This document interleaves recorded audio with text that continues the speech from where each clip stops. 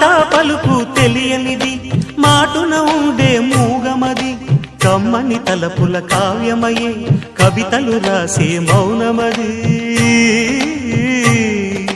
రాగల రోజుల ఊహలకి స్వాగతమిచ్చే రాగమది శృతిలయలరగని ఊపిరికి